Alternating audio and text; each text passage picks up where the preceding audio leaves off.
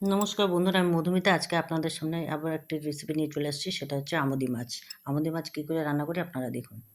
আজকে আমুদি মাছটাকে ভালো করে ধুয়ে নিয়েছি। এখন এর উপর দিয়ে দিলাম নুন, হলুদ আর সামান্য পরিমাণ বেসন। বেসন দিয়ে আমি মাছটাকে ভালো করে মেখে নিলাম। এদিকে কড়া গরম হয়ে গেছে। কড়া গরমে দিয়ে দিলাম সরষের তেল। তেলের মধ্যে দিয়ে দিলাম আমুদি মাছগুলোকে। এখন আমার হালকা করে একটু ভেজে নেব মাছগুলোকে। মাছগুলোকে লাল করে ভেজে নিয়েছি। এবার আমি উঠিয়ে নিলাম। এরপর এর জন্য একটা পেস্ট বানাবো। তার জন্য আমি দিয়ে দিয়েছি কাঁচা লঙ্কা, টমেটো দিয়েছি, কিছু আদা দিয়েছি, একটু পেঁয়াজ আর কিছু পরিমাণ রসুনের কোয়া। এটাকে আমি পেস্ট করে নেব।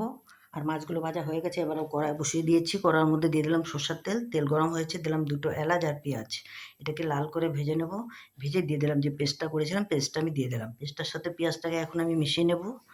ভালো করে মেশানো হয়ে গেলে এর উপর দিয়ে দেবো হলুদ গুঁড়ো, নুন আর দিয়ে দিলাম হচ্ছে জিরে গুঁড়ো আর কাশ্মীরি লাল লঙ্কার গুঁড়ো। এখন এটাকে আমি ভালো করে ঘেঁটে নেব। যখন তেল ছাড়া শুরু হয়ে যাবে তখন এর মধ্যে আমি দিয়ে দেবো পরিমাণ মতো জল।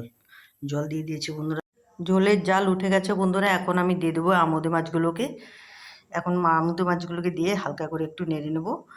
দেখুন বন্ধুরা, খুব সুন্দরভাবে আমুদি মাছটা হয়ে গেছে। যদি আপনাদের এই ভিডিওটা ভালো লেগে থাকে অবশ্যই লাইক, কমেন্ট, শেয়ার আর ফলোটা করে দেবেন।